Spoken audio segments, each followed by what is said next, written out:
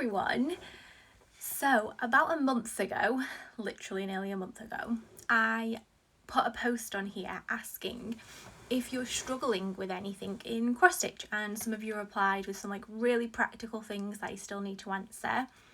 One of them I already answered about folding up fabric, but there was a lot of questions about time, and I really just wanted to think these through. So some of the struggles that you were saying, a knotted cord said she's struggling to find the time because there's 4 boys at home and she home educates. Louise was saying she was struggling to find time and motivation to cross stitch every day.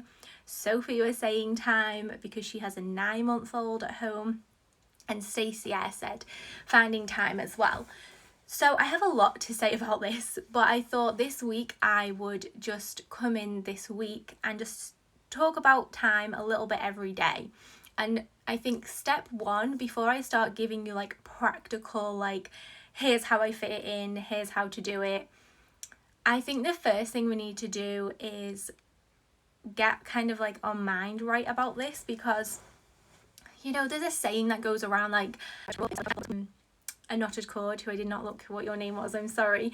We all lead these different lives, and I know Sophie said she's decorating her house at the minute as well as having a 9-month-old. We all have different stuff going on.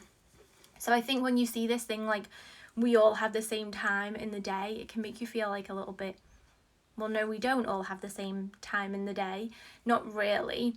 And also you have to think, some people hire things out, some people hire a cleaner, some people have childcare, and some people don't have childcare. Some people try and do everything themselves, and other people are really good at delegating everything to other people. So it just depends on your circumstances, really. But I think one big thing that does apply to almost everyone when it comes to finding time to, not just to cross stitch, but just to enjoy any hobby, is that we feel guilty.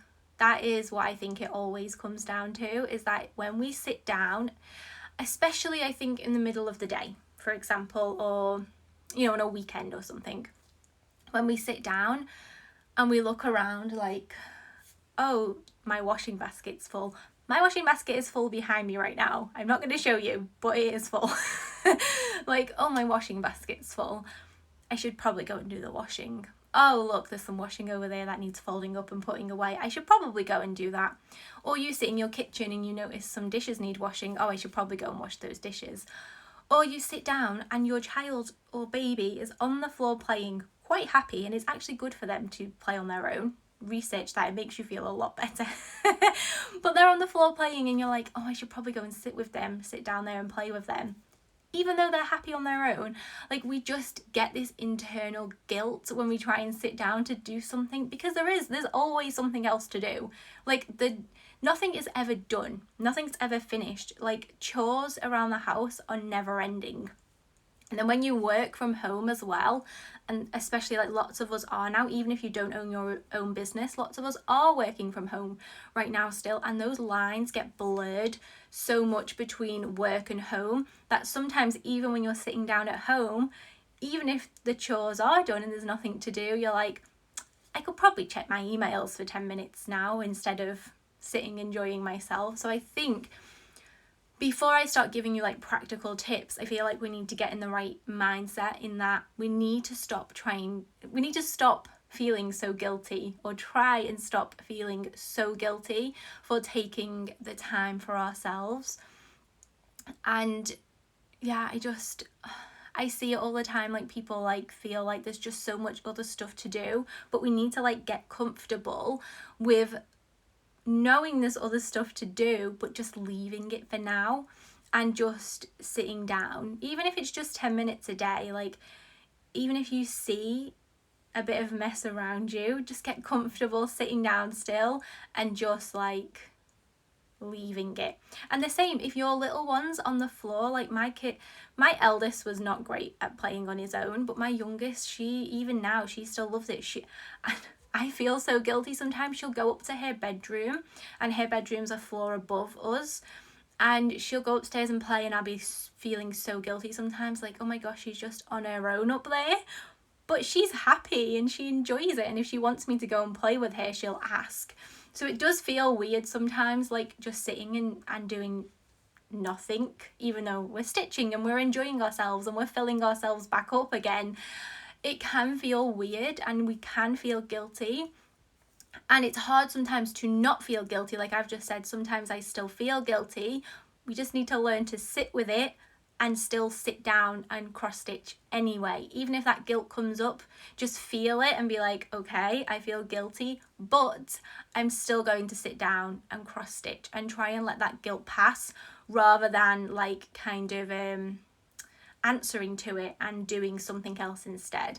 So I think that's one thing. And you know, the thing with like the chores and the routines and everything, one thing that did help me not feel so guilty, like if I was sitting down and there was like dishes to do or washing to do or whatever there was to do, is kind of make routines around all of that.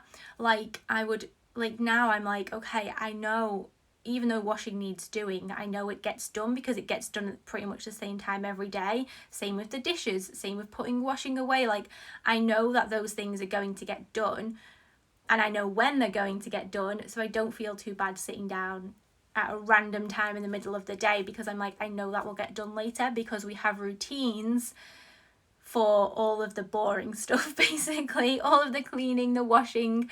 I have routines for all of that. So that just means any time that I have spare my day, I can sit down and cross stitch. But I will talk more about like the practical side of things as the week goes on. But a knotted cord, if you're watching this, in fact I'll tag you. I really just wanted to say, like with your 4 boys and you home educate, I highly recommend going to follow Ali Kasaza, because she also has, well, she has 3 boys and a girl, and she home educates, and she talks a lot about like setting your life up so you have more time in your day. So I highly recommend going to follow Ali. Anyone else as well, like she really does talk a lot about this as well. Kendra Hennessy is great for like cleaning routines and like getting that kind of off your plate, because I do think that's what it all comes down to really, is like setting up the rest of our life so that we can enjoy all the little moments we get. But I will talk more practical things another day. But right now I just want you, like today, here's a challenge for you all today, or whenever you're watching this. Just take 10 minutes today, get a project out, get a book out to read, get a colouring book out to colour in. Find a moment in your day, even if there's 100 other things to do, and just sit down and enjoy 10 minutes. And it might be so uncomfortable to sit for 10 minutes, but it will be worth it. And that we just need to like, I heard this quote from Catherine Zankina. I'm taking one of her courses at the minute, and she tells us to say like, I'm comfortable with being uncomfortable. So yes, just get comfortable with being uncomfortable, get comfortable with that guilty feeling that comes up, and just try and breathe through it and enjoy the moment to yourself. And I'll come back tomorrow and share some more practical tips, but I hope that helps you today. And if you have any questions or anything you want me to talk about this week in like relation to time, just let me know in the comments, and I'll be back tomorrow. I'll see you all soon.